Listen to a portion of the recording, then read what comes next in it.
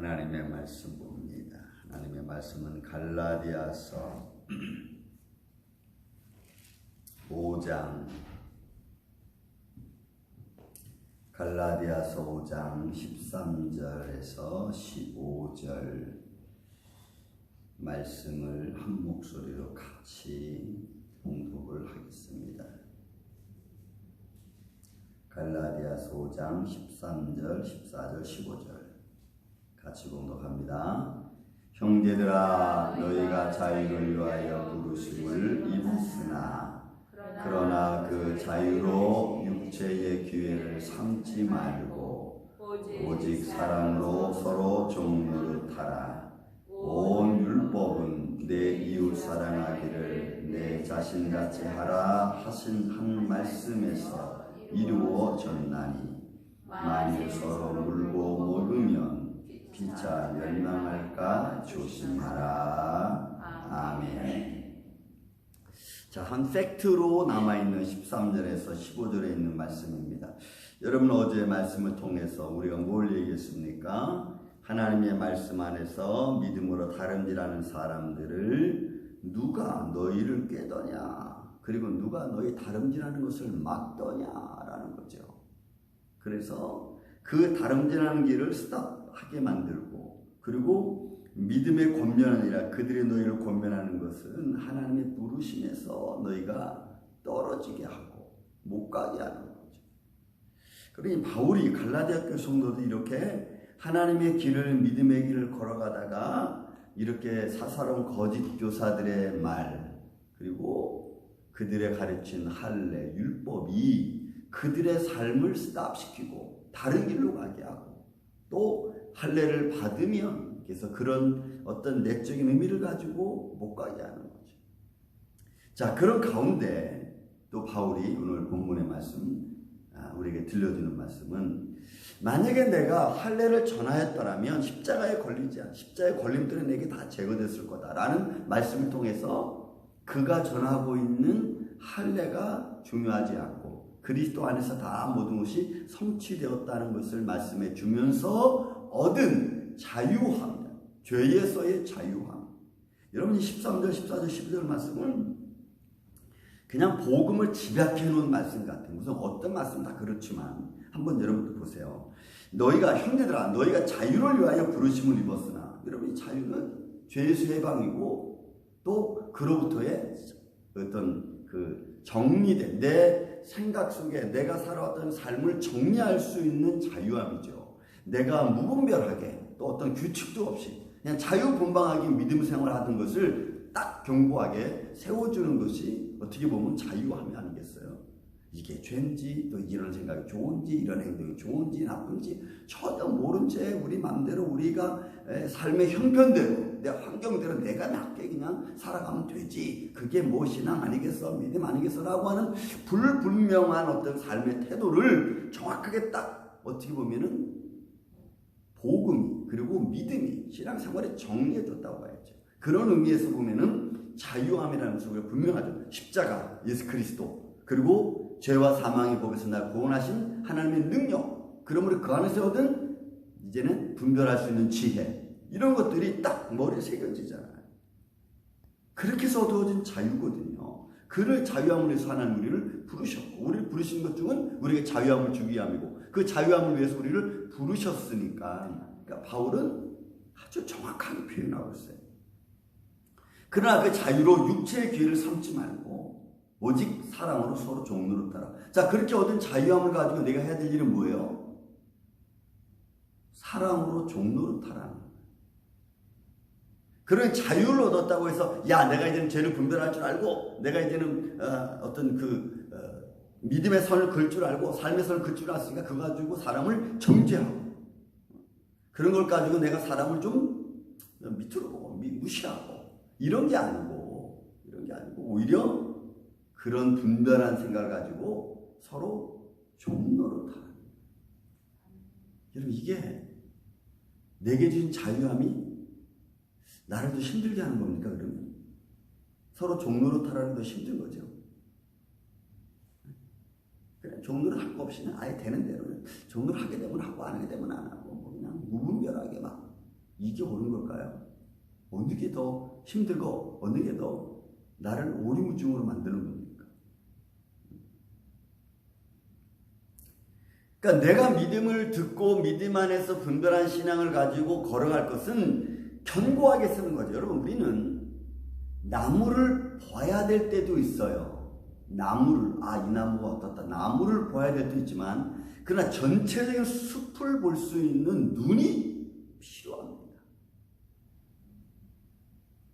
이게 신앙의 굉장히 중요한 안목입니다. 믿음의 안목.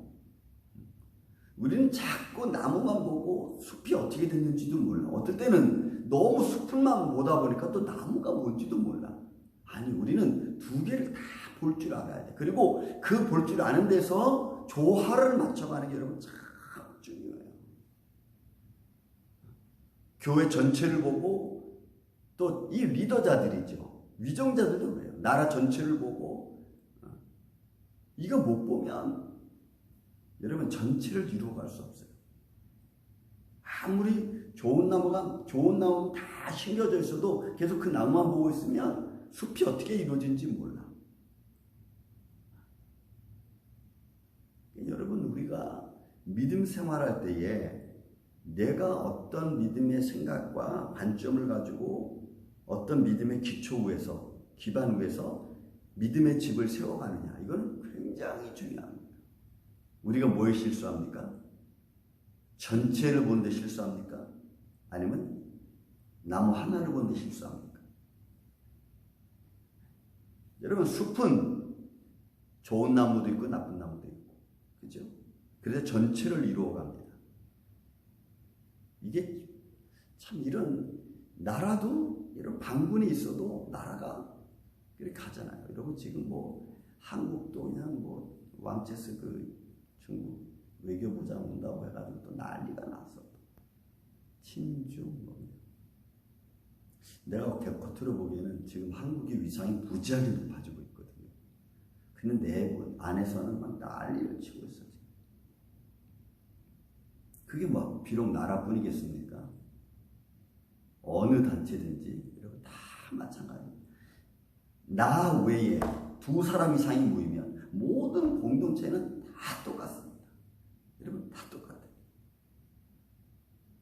근데 그 안에서 자유함을 입은 우리들은 서로 종로로 타는 거예요. 서로 종로. 이게 이제 안 되고 힘든 거죠. 서로 종로로 타는 게 안 되는 거예요. 그래서 여러분, 14절 온 율법은 내 이웃 사랑하기를 내 자신과 같이 하라는 말씀에 다 이루어졌나니 보세요. 이건 로마서 여러분 10장에 있는 말씀 아닙니까? 이게 또.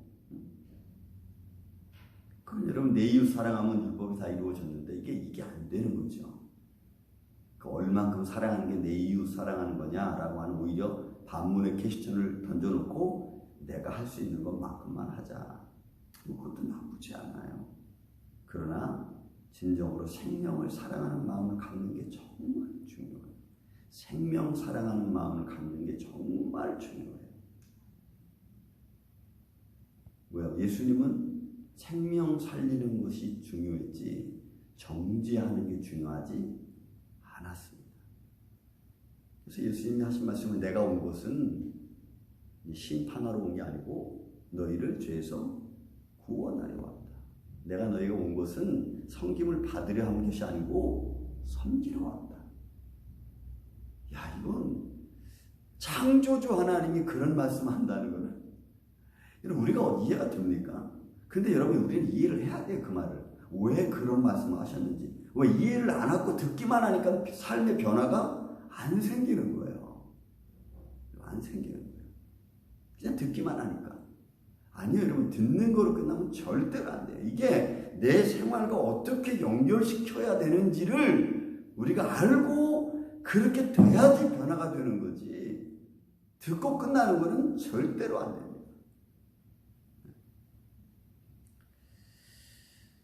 그러니까 갈라디아 교회 성도들이 듣고 변화까지 갔었던 거죠. 왜? 바울이 그걸 봤으니까. 그런데 변화까지 갔는데 또 사람이 이성을 자극해서 보여지는 것 듯한 말을 하려고 하니까 이게 홀딱 또 넘어가는 거예요.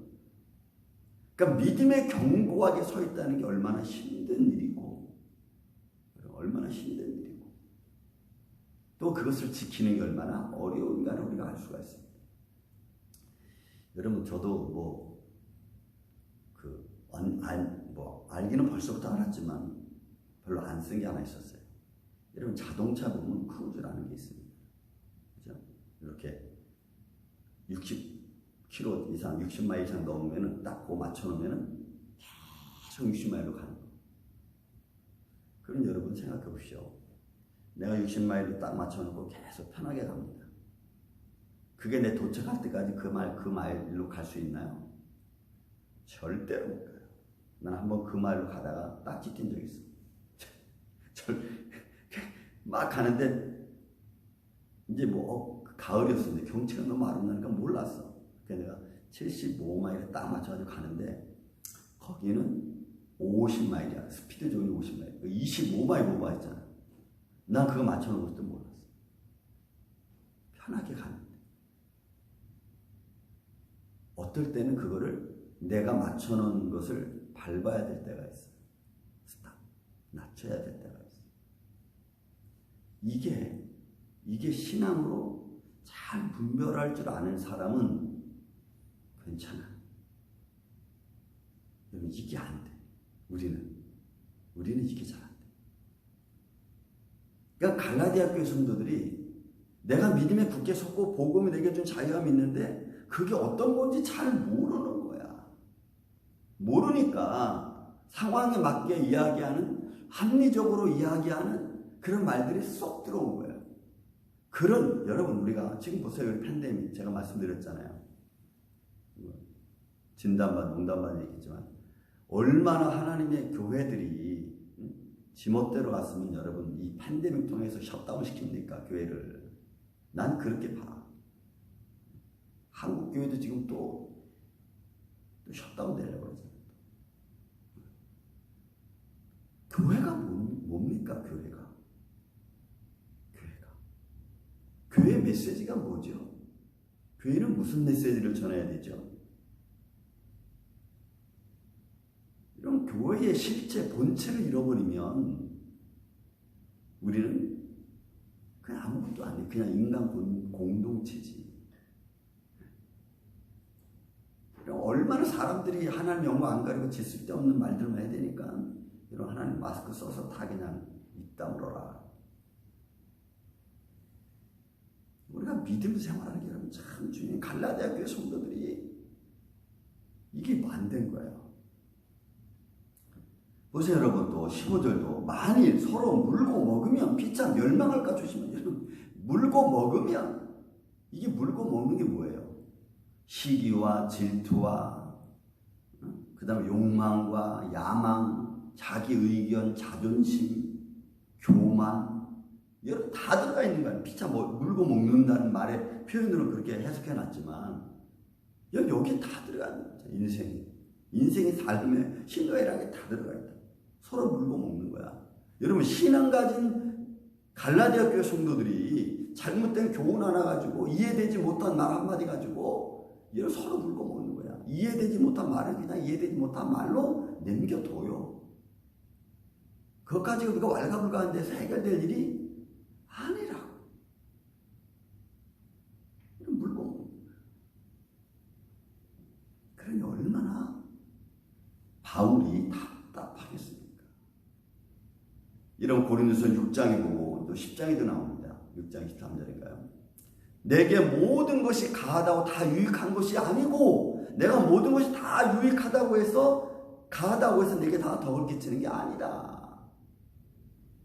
여러분, 바울의 그런 말의 의미를 우리가 생각해 보면요, 정말 바울은 환경에 따라서 다 조절할 수 있는, 나는 모든 것이 가하다고 해서 내가 억눌리는 게 아니야. 다 그냥 어떤 상황에서 있는 사람에게는 있는 사람으로 맞춰줄 수 있고 없는 사람은 없는 사람으로 맞춰줄 수 있고 율법 아래 있는 사람은 율법 아래 있는 사람은 내가 맞출 수 있고 율법 있는 사람에게 내가 율법 있는 사람처럼 맞출 수 있고 얽매이지 않아. 이런 물고 먹으면 피차 멸망하는 거야. 자기들이 해결할 것도 아니면서 여러분 해결할 것처럼 막 싸들고 달려들면 이런 분란만 일어나죠. 이 갈라디아 교회 성도들이 지금 이렇게 빠져 있으니까 바울이 얼마나 답답해요. 하나님의 진리의 말씀을 선포해줍니다. 근데 여러분 오늘날 교회를 보세요. 우리 심정을 한번 보세요. 우리는 무엇으로 이 말씀대로 물고 먹고 살아가고 있는지. 정말 중요한 말씀을 들어도 그 말씀이 내 감정과 안 맞으면 우리는 언제 그 말씀이 들었냐 안 들었냐. 그럼 또 맨날 또 들어. 그리고는 전혀 그 말씀 상관없이 행동을 하고 있는 게 우리들 아닙니까? 그래서 저는 최종적인 목회하면서 결론 내린 게 있어요. 감정이 말씀보다 능력이 있다. 나는 그렇게 봐. 여러분 감정이 말씀보다 능력이 있고 환경이 살아계신 하나님보다 세고 못 바꾸잖아. 우리가 참는 게 쉽습니까? 성질 내는 게 쉽습니까? 성질 내는 게 인내보다 셉니다. 우리는 못하거든. 근데 여러분, 그걸 못하면 그걸 못하는 걸로 살아가야 됩니까? 아니요. 성경은 절대로 그렇게 말하지 않아요. 너 못하는 거 하라는 거예요. 이게 성경입니다. 그러니 신앙생활이 쉽지 않죠. 못하는 거 하라고 하는 거니까. 참지 못하는 거 참으라고 하는 거죠. 사랑하는 이 아침의 성도, 하나님은 우리에게 자유함을 주셨습니다. 믿습니까? 자유를 위해서 너희를 부르셨다 그랬어요. 그리고 종로로 타라고 했어요.